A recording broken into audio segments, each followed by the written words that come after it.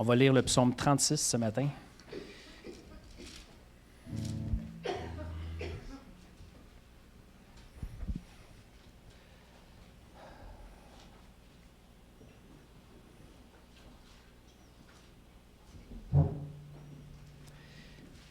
Au chef des chantres du serviteur de l'Éternel, de David. La parole impie du méchant résonne au fond de mon cœur. La crainte de Dieu n'est pas devant ses yeux, car il se flatte à ses propres yeux pour consommer son iniquité, pour assouvir sa haine. Les paroles de sa bouche sont fausses et trompeuses. Il renonce à agir avec sagesse, à faire le bien. Il médite l'injustice sur son lit, il se tient sur une voie qui n'est pas bonne. Il ne repousse pas le mal.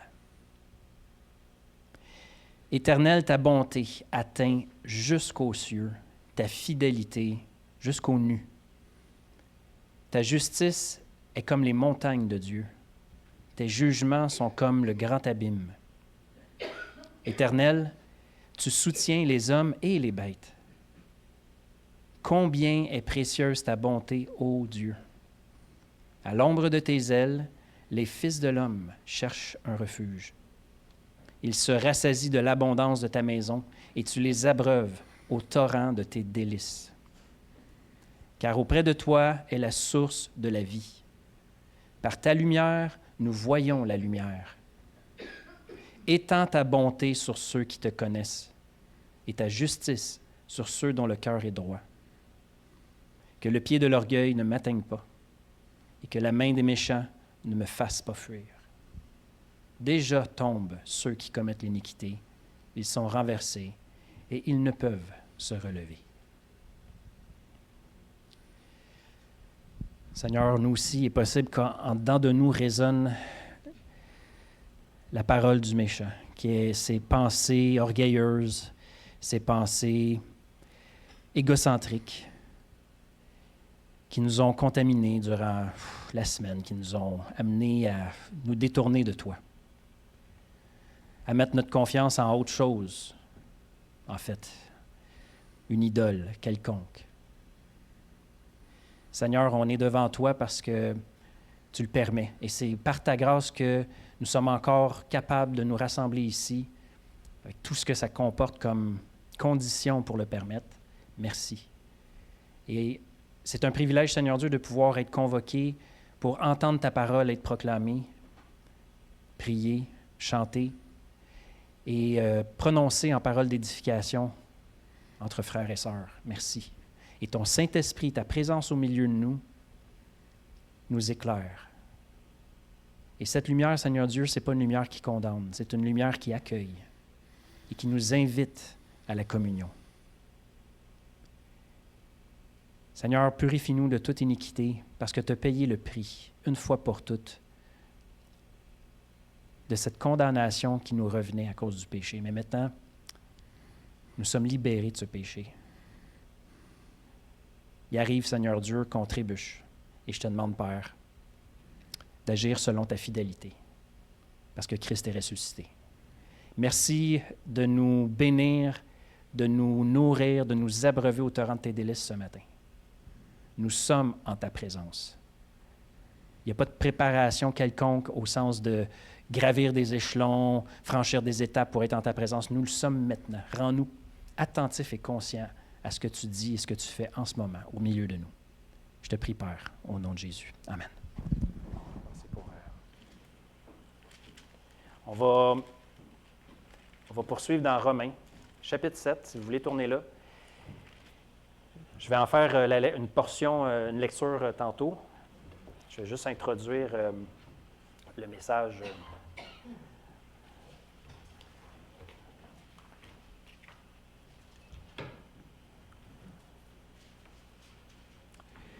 Le titre de ce message aujourd'hui, « Le vrai moi du chrétien est libéré de la loi, du péché et de la mort ». On va s'attarder particulièrement sur les versets 14 à 25 de Romains 7. Ça fait déjà un moment qu'on est là-dedans. Et puis, on voyait, entre autres, On voyait entre autres au chapitre, pas au chapitre, mais au verset 9 de ce chapitre, où Paul dit « Pour moi, autrefois sans la loi, je vivais. Mais quand le commandement est venu, le péché a pris vie et moi, je mourus. » À quel moment de sa vie Paul fait référence? Et je vous rappelle que Paul, avant d'être chrétien, avant d'être sauvé par Christ sur le chemin de Damas, c'était un pharisien très, très au courant de la loi et qui cherchait à la vivre, lui obéir scrupuleusement. Donc, Paul dit, autrefois sans la loi, je vivais. Et quand la loi ou le commandement est venu, le péché a pris vie et moi, je mourus. Mourus, c'est correct, on peut le dire, hein, quand c'est utilisé de cette façon-là. C'est quand à peu près? On en avait parlé. Il fait sans doute référence au moment où le commandement, la loi, a pris un tout nouveau sens pour lui, non sous l'effet d'une pression extérieure, mais sous l'effet nouveau et intérieur d'une conviction produite par le Saint-Esprit. Comme jamais auparavant, une épée à double tranchant lui transperçait le cœur. Donc, sans doute, lors de sa conversion. Mais, comme chrétien, ensuite, et je nous pose la question à nous, parce que ça nous concerne aujourd'hui, comme chrétien, est-ce qu'il peut encore nous arriver, de vouloir vivre selon la loi, de nous replacer sous ses commandements, parce qu'on convoite une sainteté qui nous ferait sentir plus dignes de la grâce de Dieu ou qui nous mériterait peut-être une petite bénédiction supplémentaire ou encore qui nous ferait sentir plus proches de Dieu. Est-ce que ça peut nous arriver de convoiter ce genre de choses comme chrétiens? Oui, en tout cas, moi. Fait que pensez-y pour vous-même, mais moi, oui. Et la tendance va vouloir, ma tendance ou mon inclinaison naturelle va vouloir me porter à essayer d'en faire plus. Et souvent me servir de la loi ou de mon évaluation personnelle sur ma performance pour juger si j'ai atteint cette sainteté que je convoite. Paul dit dans Galates, ça me fatigue un petit peu, je vais juste tasser ça parce que je ne te vois pas quand... Ah, on pourrait fermer ce micro-là aussi. Voilà, allô? Dans Galates 5, Paul dit au verset 1, et il s'adresse à une église, donc à des croyants, en majorité en tout cas. C'est pour la liberté que Christ nous a libérés. Demeurez donc fermes et ne vous remettez pas de nouveau sous le joug de l'esclavage. De quel esclavage Paul parle ici? Dans le contexte de Galates, de la loi. De la loi de Moïse, la loi de l'Ancien Testament.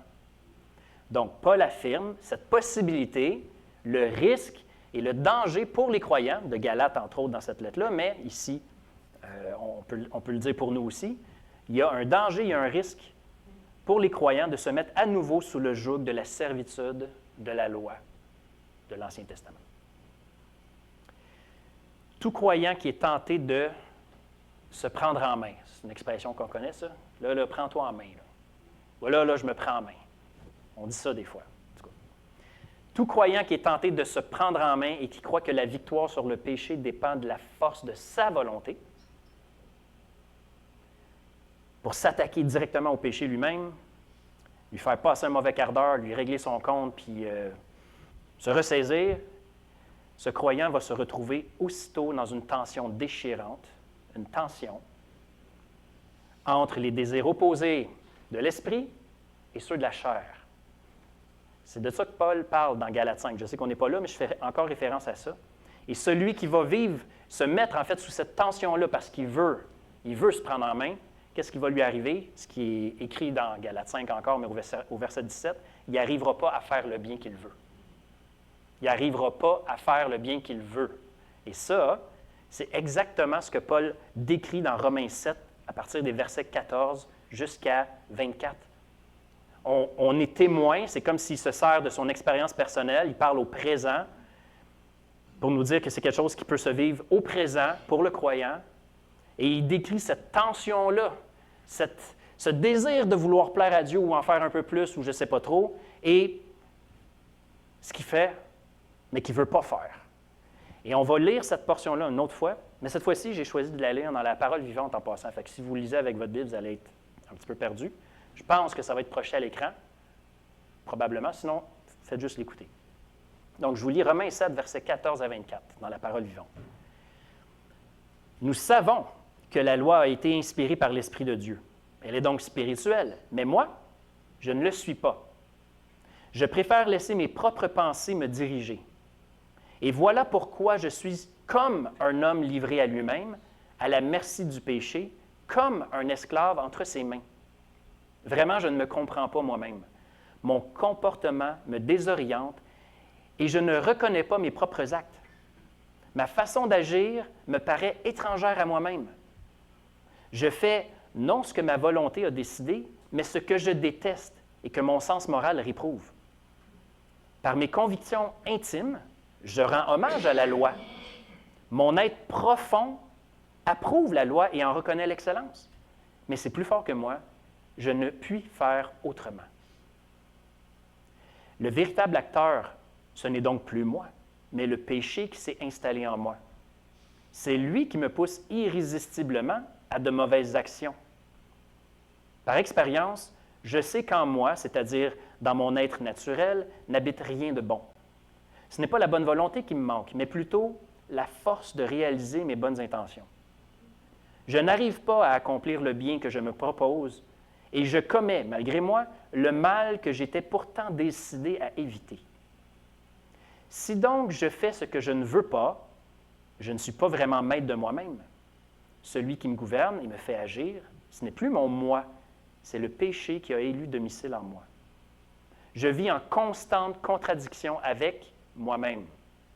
Je voudrais faire le bien, mais je constate que seul le mal est à ma portée et je ne puis résister à ses sollicitations. Mon être intérieur adhère de tout cœur à la loi divine et il en approuve joyeusement les exigences. Cependant, je suis bien obligé de constater en mon corps l'empreinte d'une autre loi. Mes facultés humaines sont régies par un principe opposé à celui de ma raison et qui me met sans cesse en conflit avec la loi de ma conscience. Et cette force mauvaise me domine si bien que je me retrouve prisonnier sous la férule du péché qui est à l'œuvre dans mes membres. Quel déchirement terrible! Infortuné que je suis, qui affranchira mon corps de l'esclavage des mauvais instincts? Est-ce que vous vous reconnaissez un petit peu là-dedans? En tout cas, j'aurais pu l'écrire moi-même, je pense. Paul nous donne ici un exemple personnel du chrétien qui succombe au séduisant mensonge de l'autonomie charnelle, ou le langage dans les traductions bibliques plus traditionnelles, c'est le comportement ou une attitude, si on veut, charnelle, inspirée de la chair. Qu'est-ce que c'est la chair? C'est pas, dans certains contextes, Paul parle de la chair comme la peau, le corps humain, mais dans d'autres contextes, comme ici, il ne parle pas de la peau ou du corps. Il parle d'un concept ou d'une force, une influence qui l'influence, ça va? Qui l'influence à l'opposé de ce que le Saint-Esprit veut. La chair, c'est vouloir vivre comme un homme ou une femme livrée à lui-même, à elle-même, indépendamment de Dieu. Et donc, ce séduisant mensonge de la chair, c'est quoi? C'est que la chair nous fait ignorer la voix du Saint-Esprit. Avez-vous remarqué que dans ce qu'on a lu, le Saint-Esprit n'est pas mentionné? Il ne fait même pas référence à Dieu, ou à peine. Il fait référence à Dieu et à sa loi, mais pas à sa présence, au Saint-Esprit dont il a déjà parlé dans Romains, mais là, il n'en parle pas, et c'est volontaire, pour nous faire remarquer une absence, l'absence du Saint-Esprit. Et la chair nous fait croire qu'il y aurait en nous, et c'est important ce que je veux dire, la chair, une de ses stratégies, c'est de nous faire croire qu'en nous, là, comme croyants, il y aurait un endroit, une zone neutre, où Dieu n'a pas d'influence, puis il ne peut pas intervenir. C'est nous qui devons prendre les choses en main, puis faire quelque chose.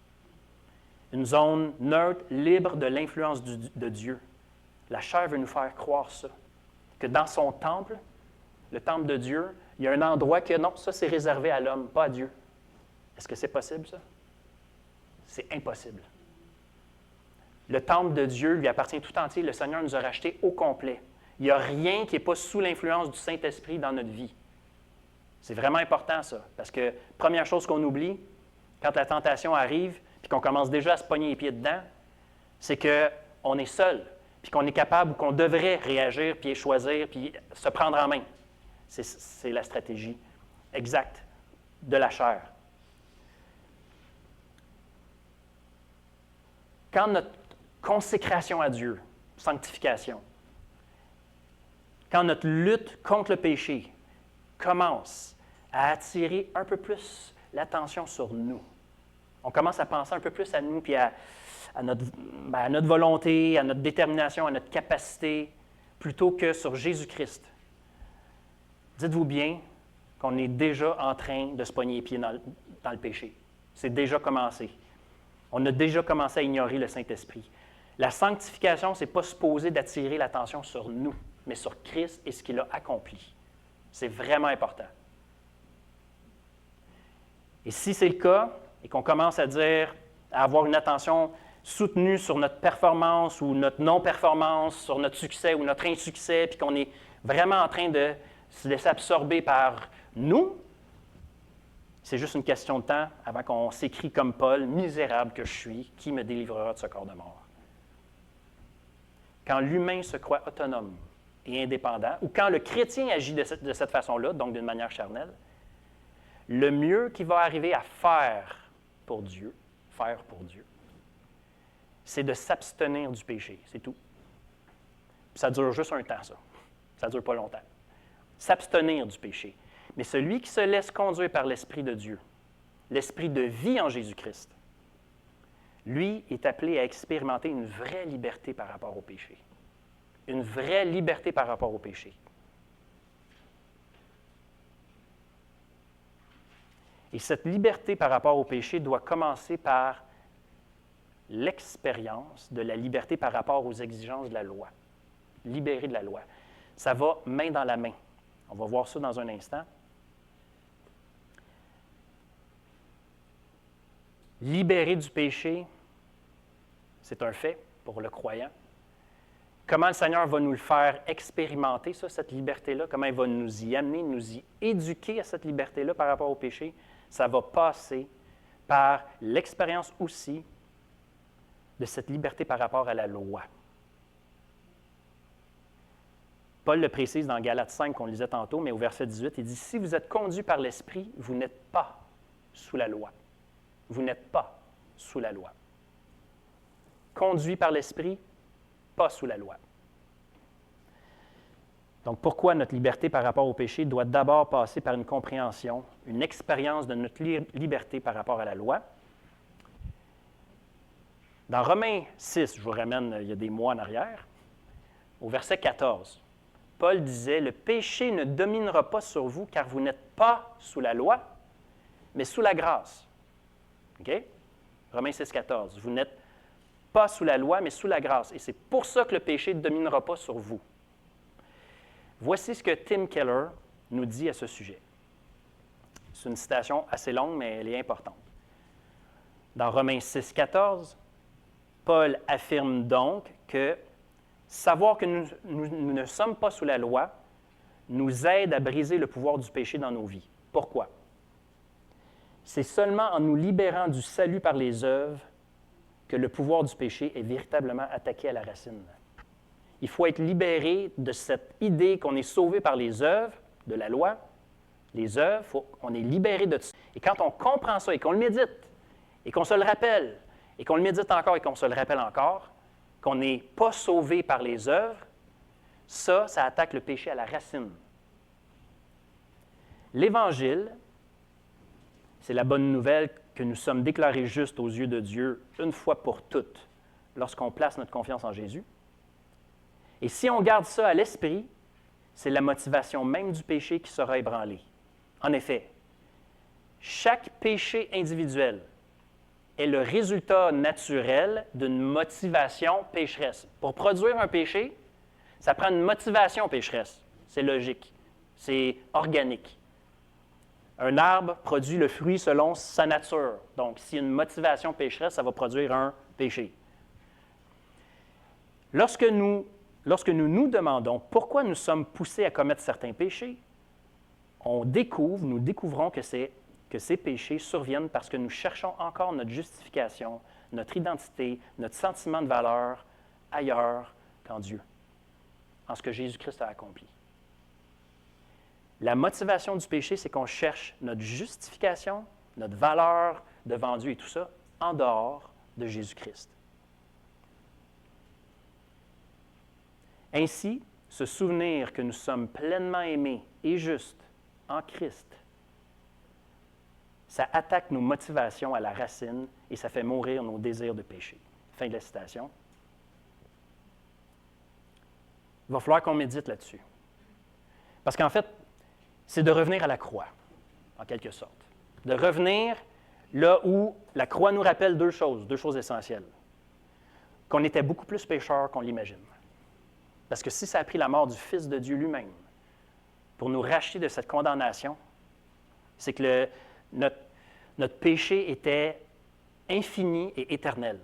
On était bien plus perdu qu'on le pense. Ça, c'est la première phase. Deuxième chose, si Christ a voulu mourir à notre place, c'est qu'on est beaucoup plus aimé qu'on le pense. Fait que revenir à la croix et savoir que, d'abord, on ne pouvait pas se racheter nous-mêmes puisqu'on était si perdus. On ne pouvait même pas contribuer, on ne pouvait même pas dire « Seigneur, je pense que je le veux quand même un petit peu. » Non, rien, zéro. Dieu justifie des impies, des gens qui détestent volontairement Dieu. C'est à peu près ça que ça veut dire.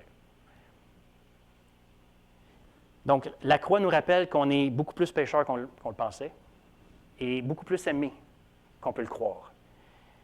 Et quand on se rappelle qu'on est justifié par pure grâce et qu'on le médite et qu'on se l'approprie, ça vient attaquer la racine du péché. Ça désamorce le péché, là où il prend sa source, et ça interrompt le processus qui va le conduire à un fruit, un mauvais fruit, le péché. Ça va? Pas pire? Ce que le chapitre 7 et le chapitre 8 de Romains, c'est des chapitres très importants, et ce qu'ils nous expliquent, c'est que dans ce combat contre le péché, Dieu ne donne pas la victoire à ses enfants en leur accordant une nouvelle et une plus grande capacité d'y arriver par eux-mêmes. Ce n'est pas ça la victoire sur le péché. Mais il nous donne la victoire en nous rappelant par le Saint-Esprit qu'en Jésus-Christ, nous sommes maintenant morts par rapport à la loi et qu'elle ne peut plus nous dicter ses exigences pour être en règle avec Dieu. En fait, Paul va aller beaucoup plus loin que ça. C'est pour ça qu'il faut quand même prendre le temps de l'observer, mais le chapitre 7 est écrit d'une façon intentionnelle. C'est le Saint-Esprit qui l'a inspiré à Paul, on s'entend. Et il y a une drôle de façon de terminer son chapitre 7. Il n'y avait pas de chapitre en passant à l'époque, ni de verset, là, ça c'est arrivé plus tard. On a ajouté ça pour nous aider à lire la Bible, mais ce n'était pas là à l'origine, c'est une lettre. Donc peut-être qu'il y avait des paragraphes, mais à tout le moins, on ne sait pas. Mais la façon que le chapitre 7 se termine, et qu'il enchaîne avec le chapitre 8, on dirait qu'il manque quelque chose. On dirait qu'il manque un bout à la lettre qui serait tombé dans les oubliettes. Mais non. Paul interrompt. C'est une interruption qu'il fait volontaire à la fin du chapitre, qui nous semble un peu comme sauter du coq à l'âne. Misérable que je suis, qui me délivrera de ce corps de mort? Grâce soit rendue à Dieu, par Jésus-Christ notre Seigneur. Là, tu dis, non, il manque quelque chose. Non, il ne manque rien. Grâce soit rendue à Dieu par Jésus-Christ notre Seigneur. Ainsi donc, moi-même, ou par moi-même, je suis par l'entendement esclave de la loi de Dieu, et je suis par la chair esclave de la loi du péché. Ça, c'est par moi-même. Je suis pogné entre les deux. Il n'y a donc, conclusion, aucune condamnation pour ceux qui sont en Jésus-Christ. En effet, La loi de l'esprit de vie en Jésus-Christ m'a affranchi de la loi, du péché et de la mort. Car chose impossible à la loi, parce que la chair la rendait sans force. La chair nous rend incapables d'accomplir la loi. Point final, une barre. Dieu a condamné le péché dans la chair en envoyant, à cause du péché, son propre Fils dans une chair semblable à celle du péché. Et cela, écoutez bien, et cela afin que la justice de la loi soit accomplie en nous, qui marchons non selon la chair, mais selon l'esprit. Ce que la loi exige, et la loi exige beaucoup en passant, parce que si on transgresse un seul commandement, on les a tous transgressés. Et on est condamnable de mort éternelle. Fait que c'est exigeant, la loi. La justice que réclame la loi est accomplie en nous, qui marchons non selon la chair, mais selon l'esprit. Pourquoi elle est accomplie en nous, cette loi? Est-ce qu'on a mérité quelque chose là-dedans? Pas en tout. C'est l'Esprit de Christ, le juste, celui qui l'a accompli, qui vit en nous. Et quand Dieu nous voit, il dit, bien, la loi est satisfaite. Ma sainteté est satisfaite. J'ai aucune exigence supplémentaire. C'est accompli. C'est incroyable. La justice de la loi est accomplie en nous, qui marchons non selon la chair, mais selon l'Esprit. La seule façon, la seule voie qui glorifie Dieu, c'est de le servir exclusivement sous la conduite nouvelle du Saint-Esprit. Et ce Saint-Esprit nous éduque à nous approprier, par la foi, la vérité, à prendre possession de notre héritage en Jésus-Christ. C'est ça que le Saint-Esprit fait. Il nous amène, il nous conduit. Comme le mot consolateur veut littéralement dire quelqu'un qui marche à nos côtés, là, comme ça, qui veut parler à notre cœur, qui veut s'adresser à nous intimement. C'est comme ça qu'il est appelé. Jésus appelle le Saint-Esprit le consolateur. Il nous amène, il nous éduque. Il nous éduque dans la grâce à marcher d'une manière conforme à la vérité de l'Évangile. Et ça prend toute une vie, le temps que le Seigneur a déterminé pour chacun de nous sur terre. Il nous éduque à prendre possession de notre héritage, à nous laisser transformer par sa plénitude, pas la nôtre. Ou pas une plénitude, je ne sais pas trop, qu'on imagine, qu'on aimerait conquérir ou avoir. La plénitude du Saint-Esprit, ce n'est pas quelque chose qui correspond à nos fantasmes de gloire personnelle. La plénitude de Christ. Colossiens 2,10, Paul nous dit que la plupart des traductions plus traditionnelles vont dire « Vous avez tout pleinement en Jésus-Christ ». D'accord? En anglais, il faut leur donner ça. Ils sont allés un peu plus fidèlement au texte grec qui dit « Vous êtes complet en Jésus-Christ ».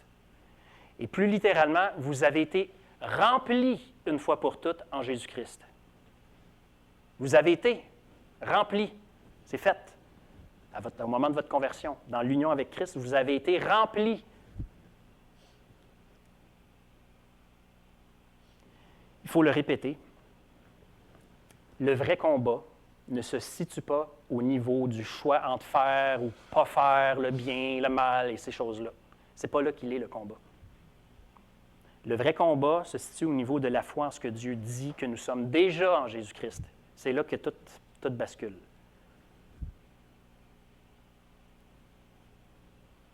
Il ne s'agit pas de faire arriver la victoire, mais de reconnaître celle qui nous a été acquise, de s'en réjouir et de louer Dieu pour ce qu'il a accompli.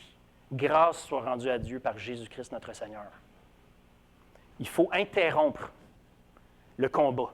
Quand on sent qu'on est, là c'est moi, est-ce qu'il faut que je fasse, il ne faut pas que je fasse, est-ce que si, est-ce que... Là, on est centré sur nous, là. Comme on voit dans les versets 15 à 24, là, on pense juste à nous. Le mot « je », le mot « moi », là, il revient, je ne sais pas combien de fois dans ces quelques versets-là. Moi, je, moi, je veux ce que Dieu veut. Mais je ne pense pas à Dieu, par exemple. Je ne pense pas à ce qu'il a déjà dit. Mais je veux, Seigneur, je veux. En tout cas, bref, vous avez compris, hein? Il faut interrompre. Il faut interrompre, comme Paul le fait. Là, le misérable que je suis. Oui, t'es misérable. OK, grâce soit rendue à Dieu par Jésus-Christ notre Seigneur. On fait taire ce faux conflit, en fait. Ce faux conflit. Romains 7, 8. Le Saint-Esprit veut vraiment nous provoquer afin qu'on s'empresse d'entrer dans ce repos de la foi. Ce repos de la foi. Ce n'est pas Paul qui le dit de cette façon-là ici, mais on le sait, Hébreux nous en parle entre autres. Si on n'entre pas dans ce repos, Paul nous dit d'avance ici qu'on va inévitablement se remettre sous le fardeau des exigences de la loi, parce que c'est ça que la chair, elle veut, se remettre sous les exigences de la loi. Elle veut être plus sainte que qu'est-ce que Dieu veut. Elle veut être assez sainte que Dieu va se tasser puis on va pouvoir prendre sa place. C'est ça qu'elle veut, la chair. Vous serez comme Dieu. Ça, c'est l'obsession de la chair. Quand Dieu nous fait naître de nouveau, dans l'union avec Jésus-Christ, il ne nous rend pas plus capables de combattre le péché, le diable, le monde, puis Alouette, puis Trump, qu'on a vu tantôt. Dieu nous rend, quand il nous fait naître de nouveau, il nous rend encore plus dépendants de lui, de Christ seul, de sorte que sans lui, on ne puisse rien faire. Le Père nous éduque à force de situations impossibles, des situations impossibles, d'écharpes dans la chair, d'épreuves, il nous éduque que seule sa grâce nous suffit. Et qu'on est complet en Christ, qu'on n'a pas à chercher à être plus complet, qu'il a déjà tout pourvu, qu'il a promis d'être avec nous, et ainsi de suite, que sa grâce seule nous suffit. Il veut nous délivrer de « vous serez comme Dieu ». C'est ça son plan. Il veut nous délivrer de ce foutu mensonge qui nous pogne aux tripes depuis toujours. Donc, la question que doivent désormais se poser les chrétiens nés nouveaux, en tant que nouvelle créature, ce n'est pas de savoir s'ils doivent obéir à la loi ou non, ce que la chair affectionne, mais plutôt de se demander s'ils sont en train de s'approprier et de vivre ici et maintenant et aujourd'hui et là, le nouveau statut de justifié qu'ils sont. Ça, c'est ce que le Saint-Esprit affectionne et qui nous communique intimement à notre vrai moi en Jésus-Christ. Donc, concrètement, je vous pose la question. Comment on s'approprie cette puissante vérité de l'Évangile qui nous affranchit de la loi, du péché et de la mort? Comment on fait ça quand on est devant notre quotidien? Comment on fait? Il arrive de quoi, là, puis vous êtes... Ça dépend de vous, là. Allez-vous vous prendre en main? Qu'est-ce qu'on fait? On arrête? Ah, OK. On arrête. Première chose, on arrête notre élan. On s'interrompt. On pourrait dire. On rend grâce à Dieu. C'est intéressant. Paul le fait direct devant notre face. Grâce soit rendue à Dieu. On rend grâce à Dieu.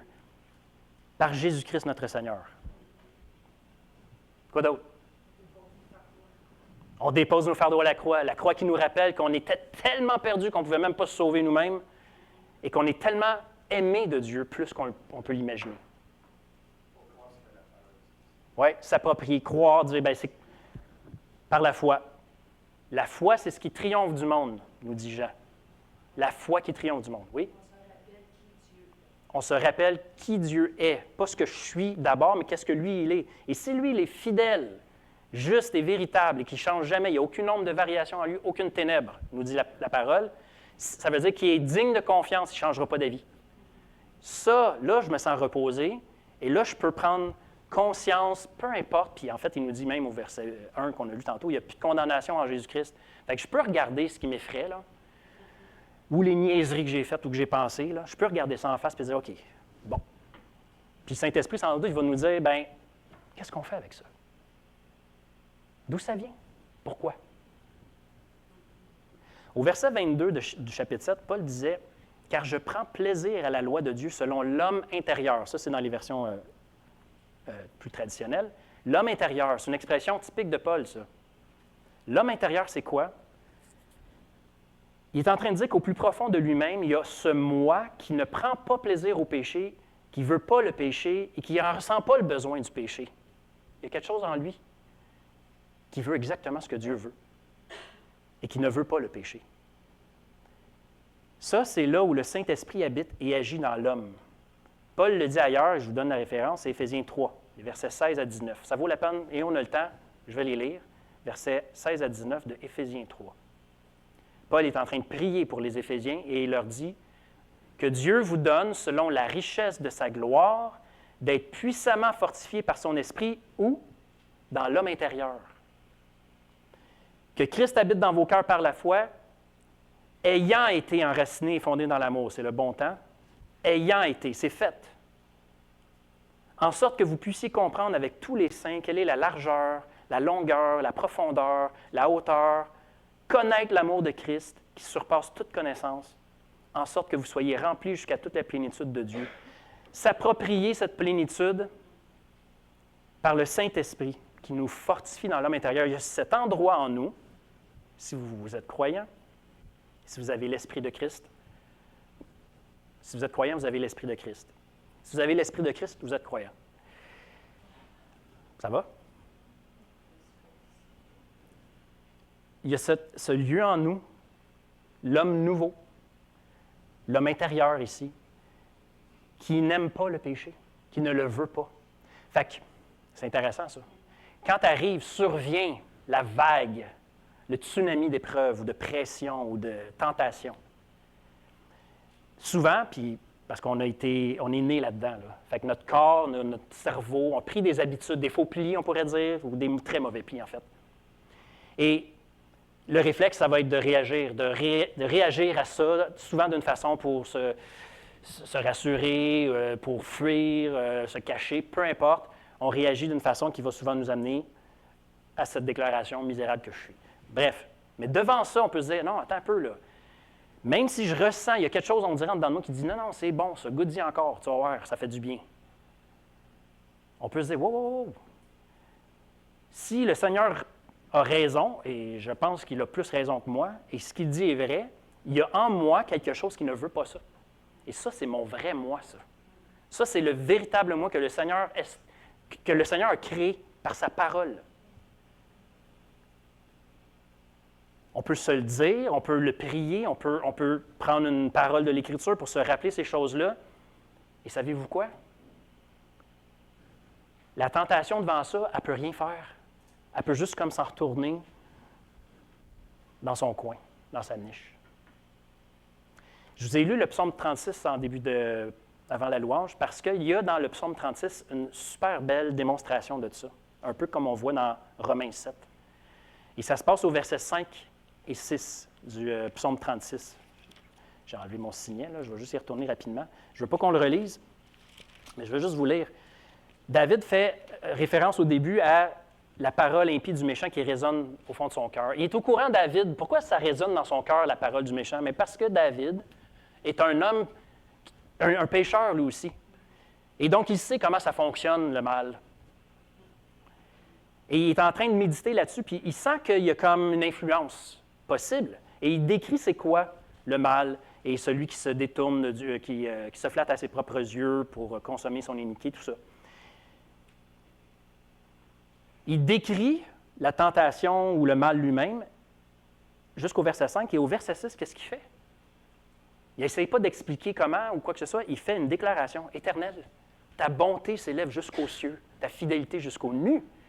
Il n'est pas en train de dire, là, je vais m'attaquer à ce mal-là, je vais y régler son compte, on va raisonner ensemble, puis je vais avoir raison sur lui. Non, non. Approche-toi pas du mal.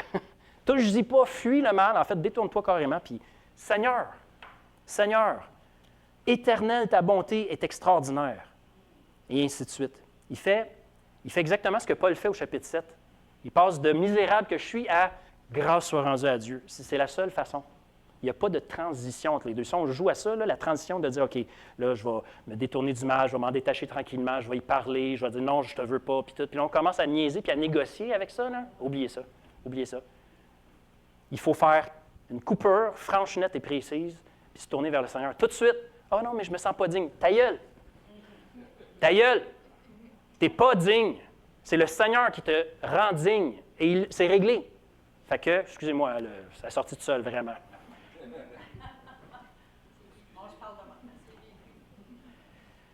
La réponse au mal, ce n'est pas l'anti-mal. Ou le bien, selon mon point de vue. C'est seulement la bonté, la fidélité, la justice. C'est Dieu. C'est ça la réponse au mal. Vous voyez le mal approcher, envoyez Dieu. Mêlez-vous pas de ça, envoyez Dieu. Envoyez le Seigneur Jésus. C'est lui notre bouclier. On se cache en arrière de lui. Et on fait ça au moyen, on l'a dit tantôt, de la reconnaissance, la louange, l'action de grâce. Puis savez-vous quoi? La prière, c'est une conversation avec Dieu. On est juste en train de répondre à ce que Dieu dit. Voilà. Fait que Seigneur, on est devant toi, pas parce qu'on a réussi à se rendre là, loin de là, parce que tu nous as arrachés des ténèbres et tu nous as transplantés dans le royaume du Fils de ton amour. Contre notre gré, je pourrais presque dire. Mais mystérieusement, ton Saint-Esprit nous a convaincus, il nous a donné la volonté de répondre et dire oui à cet appel. C'est ça le mystère, c'est ça le miracle en fait. Un mort ne peut pas s'appeler lui-même, ne peut pas répondre. Ézéchiel 37 nous rappelle que même des corps humains, tout rassemblés, des ossements qui étaient dispersés, puis que Dieu a fait un genre de Lego, puis il a tout remonté ça en un morceau, ça prend le Saint-Esprit pour les rendre vivants. Sans le Saint-Esprit, on ne peut pas te répondre. Alors merci parce que si on t'appartient, c'est réglé, ça c'est une fois pour toutes. Et on veut s'émerveiller, Seigneur Dieu, de cette puissante vérité qui nous affranchit. C'est pour la liberté que tu nous as affranchis. Et tu nous mets en garde, parce qu'on peut retomber et se remettre même volontairement sous le joug de l'esclavage, des œuvres pour essayer de te plaire, puis d'en faire plus, puis d'être meilleur, puis d'être plus beau, puis d'être plus fin. Tu nous as libérés de ça. Maintenant, tu es satisfait. Tout est accompli une fois pour toutes. Tu es assis. Le travail est terminé. Et nous sommes assis avec toi. Tu nous as ressuscités avec Christ et tu nous as fait asseoir avec lui dans les lieux célestes. C'est là qu'on est. Assis, dans le repos. Comme toi-même tu t'es reposé de tes œuvres, nous aussi nous sommes appelés à nous empresser d'entrer dans ce repos, afin de ne pas tomber en donnant le même exemple de désobéissance. Alors Seigneur, merci de nous continuer de nous parler, de faire résonner ces paroles de vérité en dedans de nous par ton Saint-Esprit, tout au long de la journée, tout au long de la semaine. Seigneur, viens nous émerveiller, entraîne-nous. Entraîne-nous, Seigneur Dieu, à nous émerveiller devant toi puis à l'exprimer. Merci, Père, pour toutes choses et sois glorifié au milieu de nous, dans tout ce qui nous reste à faire aujourd'hui ensemble. Au nom de Jésus. Amen. Amen. Est-ce qu'il y a des questions?